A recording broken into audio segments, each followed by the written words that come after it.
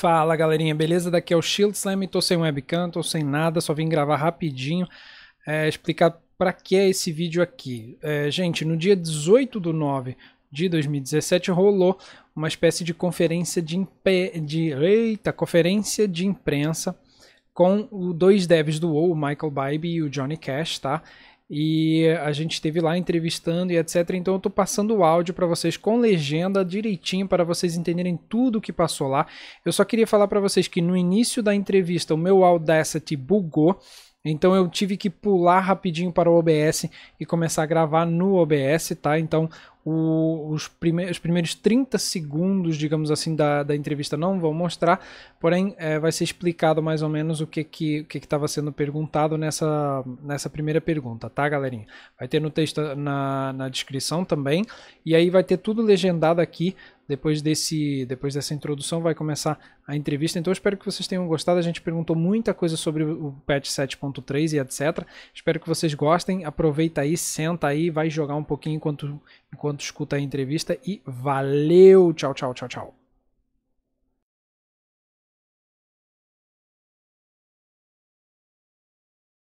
It's easier to do different things and support the features in the patch, but they're definitely looking towards the future. As far as the Guild Finder tool, it's a topic of conversation that comes up all the time, and it's definitely something that we're interested in finding more ways to help players connect with. But we don't feel like we've found exactly the right answer, and we want to keep iterating on this until we find exactly how we can bring something to World of Warcraft that's going to make it as easy as possible for you to connect with other players without devaluing guilds. And just for clarity, this is Michael Bybee speaking. It's sometimes hard to hear over the phone. And for everybody asking questions, we're having a little bit of a hard time hearing you sometimes. We've got the volume up pretty loud. If you guys could just bear with us, we'd appreciate it. Thank you. Well, so let me ask a question. Argos is a word that was always present in the WoW lore, but it was always unreachable and abstract. How was the process of creating a word so many people waited for? Oh, that's a great question. Thank you for asking. It's something that we take very, very seriously. Argus is something, like you said, it's been in the lore since Burning Crusade. It was kind of some of the first mentions of Argus. And so when we went to set about to create the Shadows of Argus patch, we circled all the wagons together. We brought together our artists and our designers and our storytellers and all sorts of different people to try to see how can we create as accurately as possible this world that we've heard so much about and heard so many stories about. And so that's why you see some of these things on Argus that we've never done before, like the incredible backdrops that you can see outside the Vindicar, and all these new demons that we haven't seen before, all these new armor sets, we really put a lot of effort in trying to make, in trying to show what the capital of the Legion looks like, and also making sure we pay homage to what the homeworld of the Eldar looks like and the homeworld of the Draenei. And trying to balance all those things is something that was definitely a challenge, but something that we worked super, super hard on to try to accurately represent to our players. Okay, nice. When you start the process, think about Legion, you already knew that Legion is going to end in Argos, or they are going to be the final chapter of this expansion, or this come later at the process? We knew that it was going to end in Argus. Not all of the details had been figured out. We were still focused on wrapping up Legion and working through all the details there, but we knew sort of the big picture story arc, and we just worked to fill in the rest afterwards. Yeah, it's something where when we set out to create Argus and all the experiences and content there, as we began to develop Argus, we actually built upon our plan and iterated on it a whole bunch, because as we got into building Argus, the entire World of Warcraft team got really excited about the planet itself and all of the opportunities to tell these stories that we found as we began to develop there. So it was actually something that we really grew into as we worked on it. And I think the end result is something that we can all agree is something really cool and special. Thanks. I'll go next. How strongly dependent on the Netherlight Crucible bonuses does the team feel like the new raid fights will be, especially on Mythic difficulty? Okay, great. So obviously, the way we tune class balance for raids takes into account everything that's available for a given class. And so we definitely planned the traits for the Netherlight Crucible, and have tuned and will be doing additional tuning on the raid to take into account the traits on the Netherlight Crucible. With that said, unless you're playing on Mythic difficulty, we don't necessarily feel that those traits are absolutely required. Some of them are helpful, and that's great, but definitely not a requirement. Obviously, for the top-tier guilds doing Mythic, every last bit of DPS helps, and so the traits in the Netherlight Crucible and anything else that can go into increasing your player power is definitely something that they're going to be looking for, and we are planning for them to do that. Right. Thank you. I guess the one other thing I want to add there is because the Netherlight Crucible is tied into artifact knowledge and your ability to power up your artifacts, we made artifact knowledge something that you don't have to train anymore. Everybody has the same artifact knowledge every week now, and that actually really helps not so much the player who's actively playing right now every day going out and getting artifact power, but if you've got friends or you've got an alt, it helps people catch up, and once the raid comes out, that artifact knowledge is going to be even higher, and it'll be that much easier for players who are currently playing and who might pick it up around then to be able to get back into that and power up their trade. Cool. Thanks. Well, my turn. Speaking of Argos, how was the decision of not allowing flight over there? It wasn't one that we arrived at easily. There was a lot of discussion on the team as to how to best approach this, and then kind of where we ultimately landed was we wanted to do as much as possible, like I was mentioning earlier, to really accurately create this world that we had heard so much about. And Argos is a world that by necessity needed to feel dangerous and be dangerous, and it needed to capture that vibe of being on the capital world of the greatest enemy we've ever faced in World of Warcraft. And so a lot of the considerations we made when deciding to not do flying on Argos was to have the right gameplay and to tell the story through that gameplay. It's something that we value a lot on the World of Warcraft team. Is like, yes, we have a lot of amazing cutscenes on Argos you've probably seen, and a lot of great stories there. But our biggest storytelling vessel is just the world itself as you're traveling through it. And so we felt that, as you've kind of seen with some of our previous kind of end of expansion patches like the Time of File, we felt it was the right decision for the gameplay. And to be certain, it wasn't something that we wanted to do to inconvenience players by any means, and so that's why we took a lot of efforts to make sure that it wasn't difficult to travel on Argos for players. And so that's why we have the Lightforge beacons, which are very similar to flight paths, except that they're instant. So they're actually, in many cases, faster than flying would have been. And to make sure that that experience is similar to how you unlock flying on alts, we made sure that those flight networks are unlocked for your alt as well, so that when you're on your third or fourth character, you still feel like you can traverse the world in a meaningful way. But once you're in an adventure space, you still have to deal with it with that constant Legion threat. Okay, thank you very much. Yeah, thank you. Great question. You guys hear me? Yes. You are changing some things related to the Feral Druid specialization. So what do you think is the key point to make it more approachable without simplifying it too much? Yeah, definitely. To be honest, neither Johnny or myself works on the class team, so we're not intimately familiar with all of the changes that are going into the Feral Druid spec.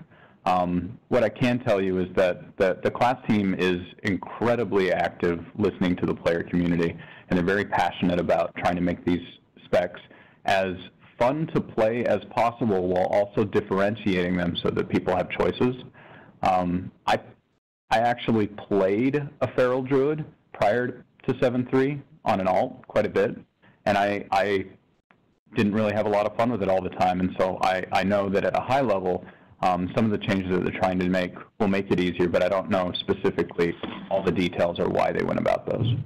And the class team is definitely always looking for feedback, so we encourage you as you begin to explore the Feral Druid and some of the other specs in 7.3, please provide your feedback on the forums so that we can, continually evaluate where the spec is and where your feelings on it are, because we're in a place where more than ever we can make changes to classes, even on live, to make sure that they're balanced and that they feel right. One change you may remember from, I think it was 7.2 or 7.15, was the change to Beastmaster Hunters, where we took the Mantle of Command legendary power and made it baseline, because players felt like that made such a big difference to how the spec played. So please continue to provide your feedback, and the class team is always open to discussing changes.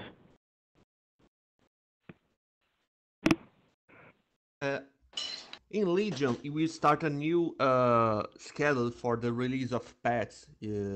You release patches much faster with a non-raid patch, and after some time, 1 month later, a raid patch. What the feedback of Blizzard of this change? Do you guys think it's working?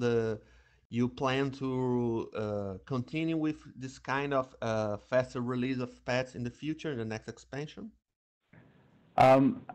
So it's actually, there's a lot that goes into the answer to that question. First, we do think that it's doing better than ever before. I have been playing World of Warcraft since before it was ever released, back in the alpha and beta days, and I feel like this game is more vibrant and alive than it has ever been.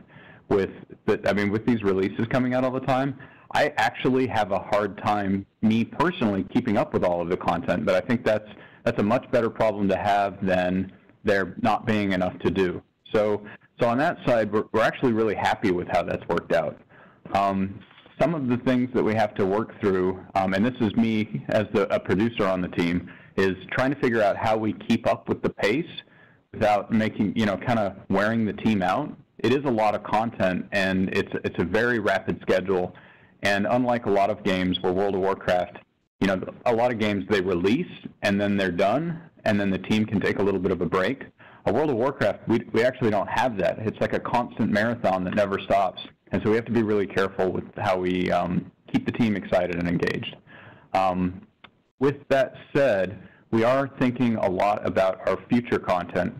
And one of the things that, we've said this publicly before, but we're thinking about our releases less in terms of big patches where you get a giant pile of content, and more in terms of like an ongoing release cycle.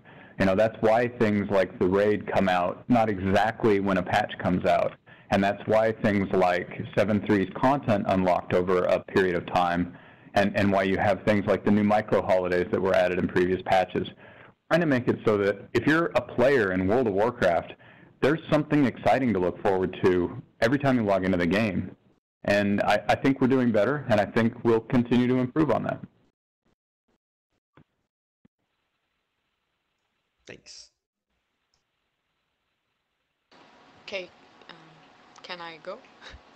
Yeah, go for it. Well, the invasion points are interesting ways to visit other moments in time and places in the game, such as the Caverns of Time. So can we expect more of this in the future? We're constantly evaluating with each patch, with each piece of content that we create, what things have worked in the past, what things that we want to try new, how can we make this, build on previous World of Warcraft experiences to make them even better in the future. And so it's great to hear that you're really enjoying invasion points. I'm really enjoying them too. And we really felt that that was an important thing to include on Argos, is to not just showcase the Legion homeworld, but to showcase the entire Legion empire, so to speak, right? All the many worlds that they've conquered. We talk about this all the time, but we wanted to make sure players could actually see it. So in terms of other content in the future, like will we use a similar thing, I think it just depends on the content. It felt like the right approach for Legion especially for Argus, to have these glimpses into other worlds. And like you mentioned, it felt like the right approach for the Caverns of Time to have these glimpses into other moments in the World of Warcraft lore timeline. So it's something that we'll see in the future, and see if it's appropriate, but it's definitely something we'll keep in our pockets and review as we go forward. Okay, nice. Okay, I have a question. Towards the end of the expansion, it is, as usual, we see an increase in power and bonuses from trinkets, raid sets, epic gems, and whatnot. Can we expect people to go really far on Mythic Plus by the end of the expansion, or will it have some readjustments to keep the Mythic Plus 15 achievement relevant, or something like that?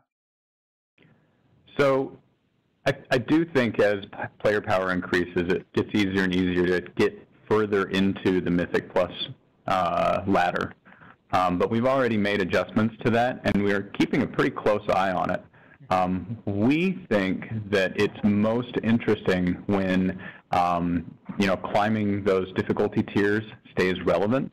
And so if player power starts making it very easy to get past 15 and beyond, and there's not a lot of rewards past that, so the system itself is really sort of built for players to feel the challenge to get to 15. And although I can't say right now that we are absolutely going to rebalance Mythic Plus again, because we've already done that a couple times, I do say that the team is paying pretty close attention to it.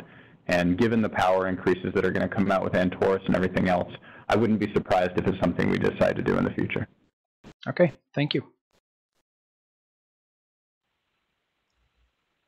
Okay, can I go on? Okay. Yeah, go of course. Okay, about our artifacts, weapons, Doomhammer, Ashbringer.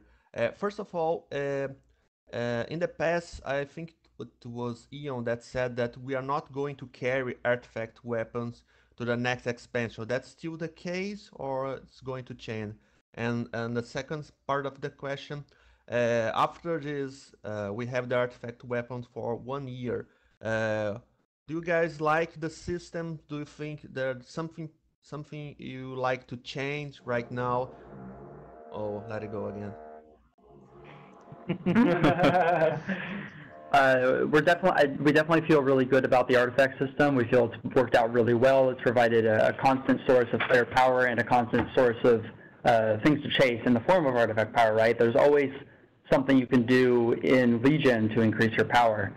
And much like other systems that you may have seen in previous expansions, when the time for other content comes around, we will review what we like and what we dislike about artifacts, what we thought worked well and maybe not so much. And we might decide to take certain things forward. We might decide to revisit certain things, but it's always a case-by-case thing. And so artifacts, much like any other system, you might recall how the Warlords of Draenor followers kind of evolved into your champions in Legion, right, for your class order.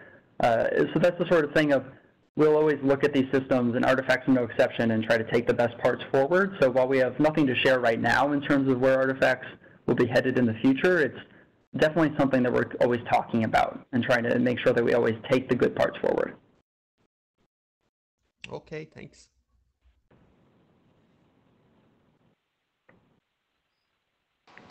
Okay, my turn then. If everyone. I'm sorry. I don't know if you'll be able to answer me this, but where is Sargeras, and are we actually gonna meet him at any point? Oh man, I desperately want to tell you more about that, but I can't spoil the story there. You're just gonna have to wait and see. Okay, so let me make a question I think you will be able to answer.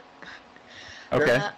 The class-specific lore that is told during the Class Hall campaign has a lot of interesting points, and they were placed as word quests in the Broken Shore in 7.2. Will we have this kind of distinction and distinct content in 7.3? Just to make sure I'm clarifying, are you asking will there be class order specific content on Argus? Yeah, is that where? Okay, sure. Just wanted to double check. So Argus is actually a time where we're trying to focus a little bit more on the grander story of Legion and trying to wrap up some of those threads that we've been going along since the beginning. And so The class orders themselves are not something that we're focusing on quite as much with Legion. We still, or on Argus, sorry.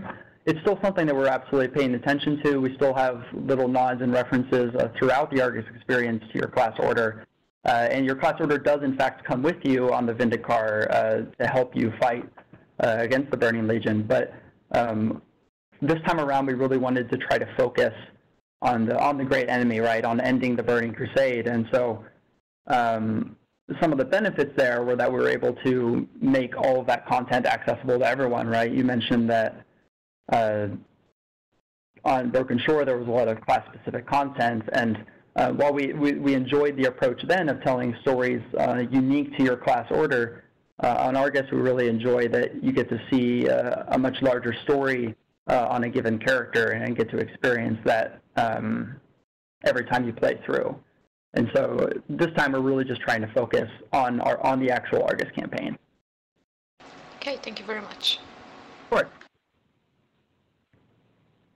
Right. So still on that, we've seen characters like Khadgar hanging around with us after the end of Warlords of Draenor. Can we expect some of the more important Legion characters to have a strong presence in the next expansion as well?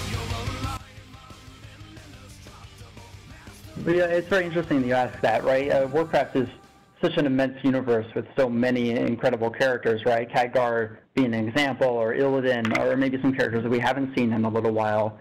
And so anytime we're moving on to a new piece of content or a new expansion or whatever it is, we always look at, for this given story that we want to tell, or for these stories that we want to tell, who are the characters that are invested in this? Who has a stake in this? Who can we tell an interesting story with, or maybe surprise players with? And so while I can't promise necessarily that everyone involved in Argus will be in the next story as well, we always, we never forget about these characters. And so someone you met on Argus, maybe they don't appear again right away, but maybe they, come a little bit further down the line, and they've been up to some other things behind the scenes, and we can explore that.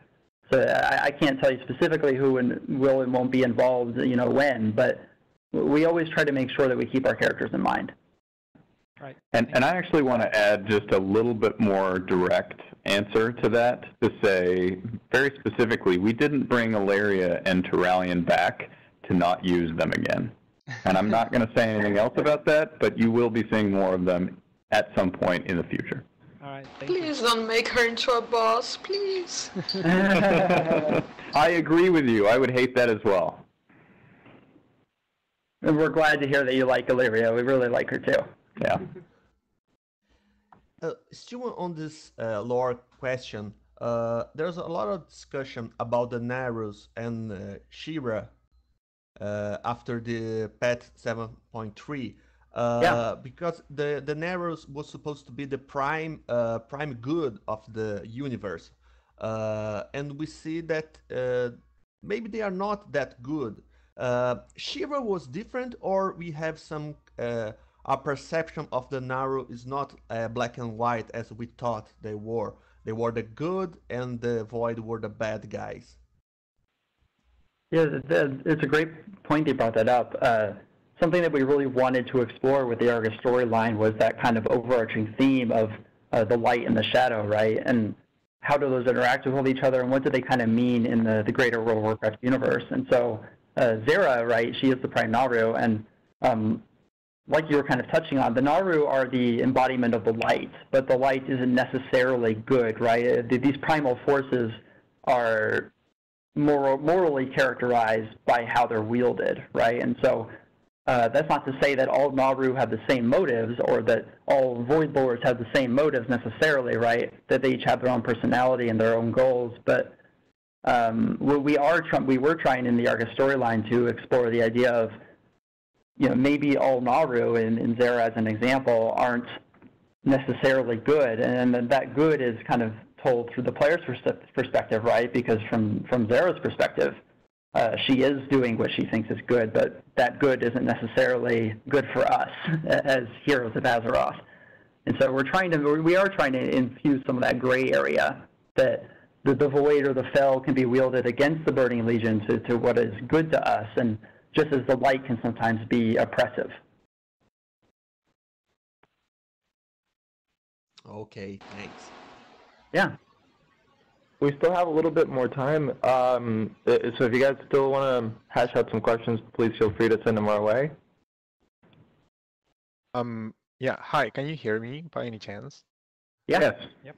Oh, cool. Well, I was a little bit late to the interview. I really apologize for that. My name is Juanin from Las Aventuras de Perle, one of the Latin American fan sites for World of Warcraft. Nice to meet you. Hey, nice to meet you too, guys. I wanted to ask you, just because we're talking about the lore here, will we see any development in terms of the storylines of the Alliance and the Horde, specifically the Horde, since Sylvanas was kind of super present in base Legion, but that we didn't see a lot of her after the Helia raid. Will we see a little bit more about Sylvanas specifically and the Horde within Legion? Go ahead. Sorry, that's a great question, and I'm not sure exactly when you joined, but I kind of sort of touched on this a little bit earlier. The Horde is not sitting idle, right? And Sylvanas, as their leader, is not sitting idle. Obviously, the heroes of the Horde, the greatest heroes of the Horde, our players, are journeying onto Argos with the Velen and Illidan and the Army of the Light, and so they're helping defeat the greater Legion threat. But back home, the Horde and the Alliance both are helping repel the continued Legion counterattacks on Azeroth and helping bolster their allies, just in case our heroes failed on Argus, right? You never know.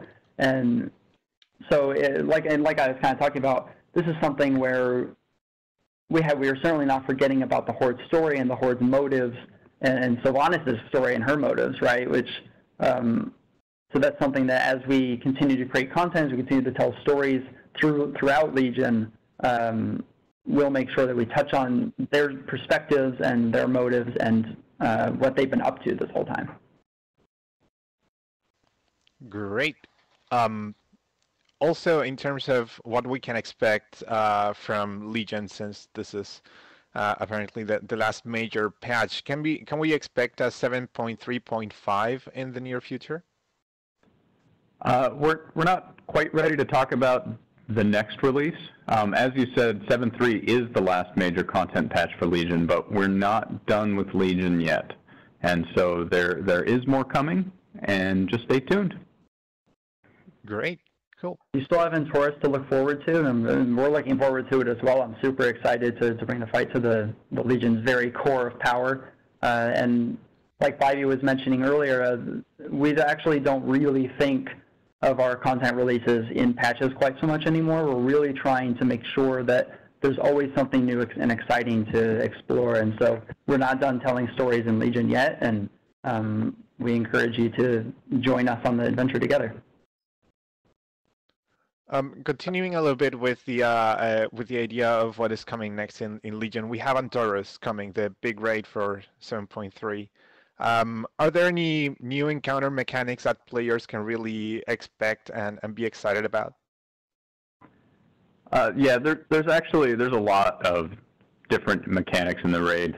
Some of that stuff's already been out on PTR and people have been trying and testing with it. I will say that I'm particularly excited about a couple different fights.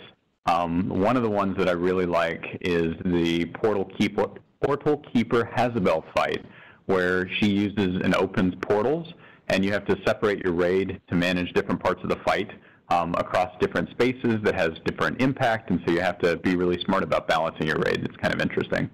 I also really like the first fight in the raid, where it's just a giant robot that you get to blow its arms off and different parts of its body apart, which is pretty fun. And then, without digging into too much detail, I do want to say, like, some of the other stuff that the team has added, I think people are going to be really interested in. And when the raid is ready to be released and we're ready to dig into that, we'd be happy to talk more about that. Great. I don't know if any of my other partners here has any other questions. I mean, I do have more, but I just want to share with our audience. Just have a question about concordance of Legion Fall itself. What happens once we reach the top at all the specs? I mean, I play as a druid. I don't think I'll ever do that. But as we reach the end of the expansion, we will have reached at least one weapon or 2 or 3. If that happens, are there any plans to make artifact power useful in some other way, or some trader or something like that? Yeah, it's something we're looking at. I think the original intent of artifact power and the training your traits into your artifact weapon and the concordance of Legion fall trait is that this was something that you would be able to spend time on and feel like you always had something to do, right? And so the idea that you might eventually get to a cap and not be able to do that anymore and not have any value to add to that artifact weapon is actually, it sort of defeats the purpose of that, right? So it's something that we're paying really close attention to. The other side of that from a design question is we don't want players to feel like it just goes on and on forever, but it's not giving them any benefit, right? So we are watching this pretty closely. We don't have any specifics to talk about right now, I'm sorry, but I will say that in future content updates there will probably be, the team will be looking really closely at this, and we may make some changes to address some of your concerns. Cool. I wanted to add on to that too. One of the other focuses of Shadows of Argus that we haven't spent a ton of time talking about is alts, and then players' other characters you might have to work on. And so if you do perform the rather Herculean task of completing all 4 druid specs and getting those to very high artifact power, and to be sure, the concordance trait does go on effectively infinitely, but we want to make sure there was kind of a stopping point in that. Once you unlock those last traits on your relic through the Nebulite Crucible, you can always continue to push forward. It's always of value to you, but that's like a reasonable stopping point of like, oh, I feel like I'm reasonably powerful. I can do the content in the game. But one of the other things that Argus is really, really great for is leveling up your alts. We had mentioned earlier that artifact knowledge is something that is now global. So as soon as you hit 110, you'll be set to whatever the current artifact knowledge level is, and that actually increases globally for everyone each week. It's currently at like 43 or 44, something like that, and it will only continue to increase, I believe, all the way up to 55, which will, so a fresh 110 character, it's very, very satisfying to get that one World Quest reward that gives you 35 traits in your base artifact. It's quite the satisfying experience. But Argus also has a lot of other great mechanics in terms, there's a lot of really great gear that you can get using Unsullied Argonite, as well as just through World Quests and drops in the world that can really help you grow up very, very quickly.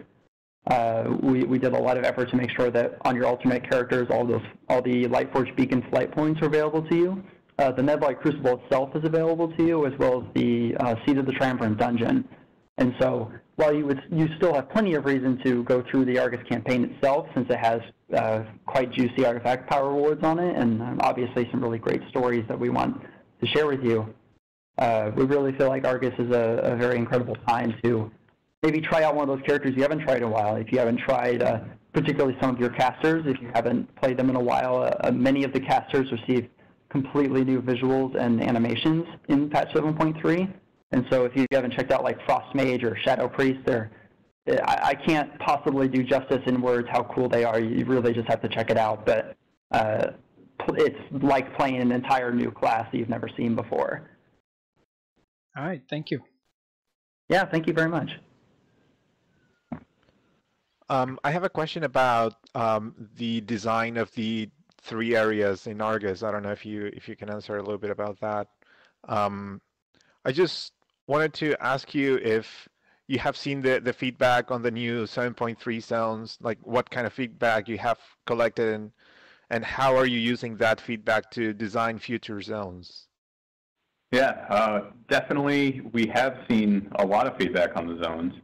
We pay pretty close attention to the forums, what the community is saying all over various fan sites, and we're talking to our team internally as well, and just trying to see what people think. Right, that's something that we do all the time, and we definitely are interested in hearing that.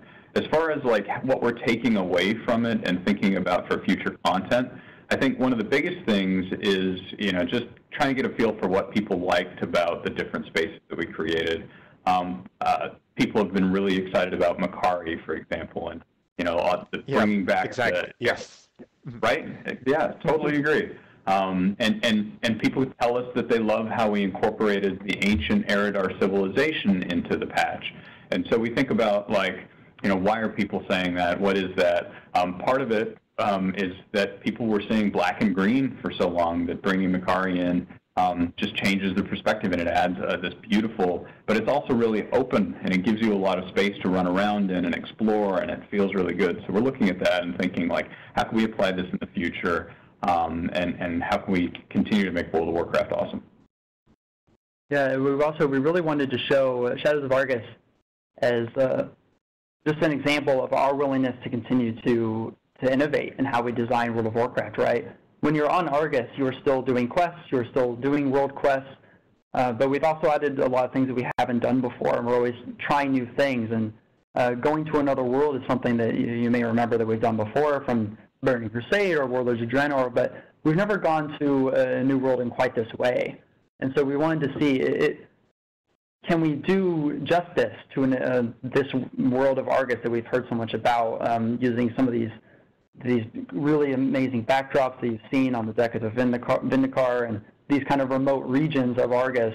Were we able to capture this entire planet without necessarily building an entire planet, right? And so that was something that was a great challenge for us, but we wanted to try some new things technically and artistically and design-wise to see if we could capture that. And it's something that we wanted to show as to our players, like, if we think that something is the right idea, we thought that Argus was the natural kind of climax of the Legion story, that we'll go there. We'll find a way to build it and find a way to share that with players. And so one thing you can be sure of to expect in the future is, we will always do what we think is the coolest thing for World of Warcraft. Cool. Bringing in, taking a little bit into innovating in World of Warcraft, and this is kind of not like a 7.3 kind of question, but more like a design in general. Are you looking into what other games, like other Blizzard games, are doing? For example, game modes in Overwatch or Heroes of Storm. Do you usually think about those game modes as something that can be brought into World of Warcraft, specifically in the PvP scene? Yeah. So a thing about most Blizzard employees is that we play all of our games a lot. We're always talking with each other. We're constantly playing our stuff. We love Blizzard games. And so that's why you see things like the brawls that were added a few patches ago to World of Warcraft, based on things people saw in other games and ways they thought they might be able to adapt that for World of Warcraft. So it's something that we're constantly looking at. We have to be careful, of course, because World of Warcraft is a different game, and we want to make it right for WoW. But it's definitely something that we look at a lot. Great, and I have two more questions, just very briefly. Can we expect anything new from Brewfest, since it's September and Brewfest is coming really quick now? Yeah, that's actually a great question. We actually do have some updates for Brewfest. One thing of note is that the current Dire Brew dungeon experience that you can queue for actually now scales. So you all the way it scales to the dungeons level all the way to 110, which I believe is 46.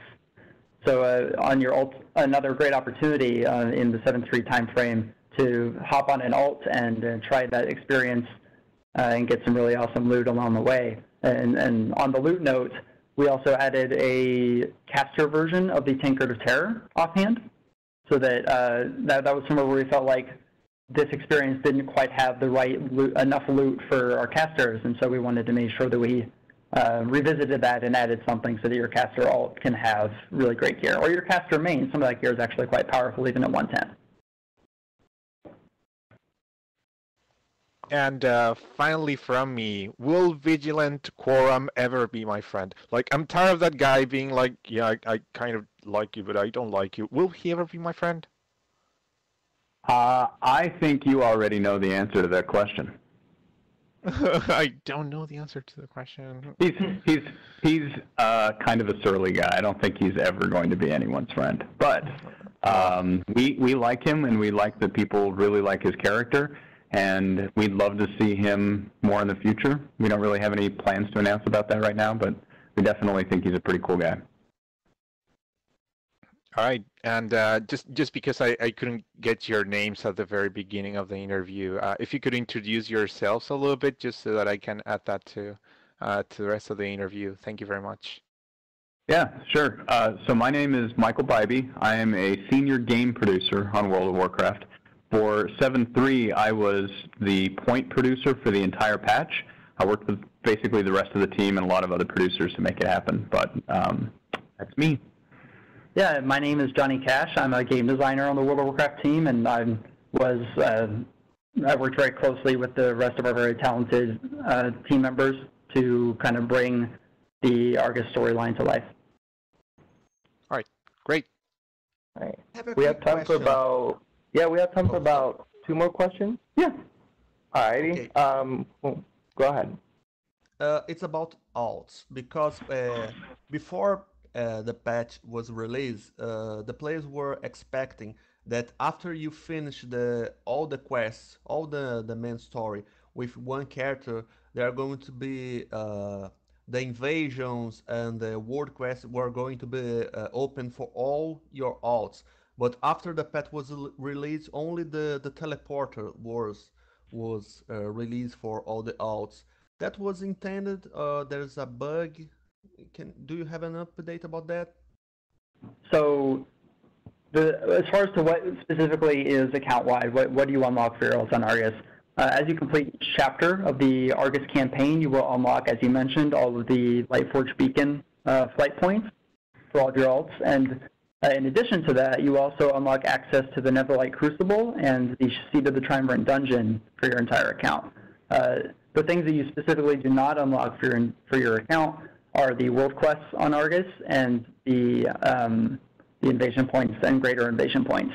And so that is something that, partially due to just how world quests are set up, we felt that it was best to have players go through that experience on alts to unlock that content, as a lot of the world quests actually rely on certain spawning and mechanics from the story, and so having them both active at the same time just results in a lot of bugs and technical problems. And part of why we're comfortable with that is that as you complete the Argus campaign on an alt, first of all, the access to some of those features, like especially the Lightforge beacons, makes traveling through the storyline much, much easier. But in addition to that, our rewards team made sure that the Argus campaign rewards an immense amount of artifact power, and so it's actually something that you really don't want to skip on an alt, because it really helps you catch up your artifact and get to that, get progress on your artifact traits on the Netherlight Crucible quickly. So it's actually really to players' benefit that we make sure that you can work through the Argus campaign on alts. Okay, thanks. Yeah. Just have a last question about world quests, since we're talking about it. This system, how happy is the team about the system, and how likely are we to see world quests keep coming up at the next expansion? I would say overall the team is very happy with them. We listen to feedback, so there are definitely things we want to do to improve it going forward. But if you kind of compare sort of the end game in Warlords of Draenor and the end game in Legion, and one of the big things that you notice is that you can log on to Legion any day and go find stuff to do, and a big part of that is world quests. I know for me personally, I'm still farming emissary bags because I want some of those mounts that I think are really interesting, especially the Stormdrake for Stormheim. And so I find myself actually way more interested in playing the game, in part because of world quests. One of the things that we want to address as we kind of figure this thing out for the future is we want the world quest experience to be something that mixes it up, right? When you do world quests, we want you to have options, feel like you're having a little bit of a different experience, and then it doesn't get boring over time. So we're looking at ways to improve that. But I definitely think you'll see some version of the world quest system in the future. Yeah, one of the things that we're most happy about with the world quest system, and then really one of our goals as a team, is to keep the world relevant, right? As Michael was mentioning, even while you're adventuring on Argus and leveling up there and defeating the Burning Crusade and doing all those really exciting, awesome things, you can still help the High Mountain Tauren. You can still help Prince Ferondis and all of his buds. And one of the great successes we think of the system is that the world stays relevant for you. Even as we're in one of the later patches of the Legion cycle, you can still do some of those earlier quests. Some of the other benefits of the war quest system, too, are when you're logging on, you can make actual meaningful choices. What emissary am I trying to complete today? What war quest might have a reward that I want, whether it's gear or overhaul resources or gold or whatever it might be. And that also just offers flexibility. And then maybe there's a certain war quest that you don't like. We're okay with you saying, I don't really want to do that one. I'll do this other one that still satisfies some of the goals I'm trying to hit. And so we really like the flexibility of the system. We really feel like it lets players kind of tailor their experience to their own personal interest. And that's something, and just to touch on it super briefly, that's something that we also really like about how dungeons have worked out in Legion. We really feel that dungeons have continued to stay relevant as we've increased their difficulty and rewards across the Legion lifetime. And the Mythic Plus system, I think we can all agree, has been a great success in terms of making sure that the stories that you experience throughout Legion are ones that remain with you. And so while Argus is an exciting new world and has a lot of really, really cool things to see, and will continue to have a lot of real interesting things to see, the rest of the Broken Isles and all the peoples there still have things for you to do. All right. Thank you very much. Yeah, thank you. Thank you. Alrighty. Bueno, muchas gracias. Muito obrigado. Thank you very much, guys, for calling. If you have any other questions, please send us an email, and then we'll get to it. Is there anything you want to add, Lottie? Yeah, that there's no embargo for this. Yes, and there is no embargo for the interview. You can publish whenever you like. And if you can send us links, much appreciated so we can see. Yeah. Alrighty. I just want to thank everyone for the time, and it's been great. Thank you. Thank you. Yeah, thank you so much for spending time with us. Yeah, Thank very you, much, guys. everyone. Have a great day. Thank you, you too. Thank you. Thank Bye-bye. you, guys. Bye. Bye. Bye.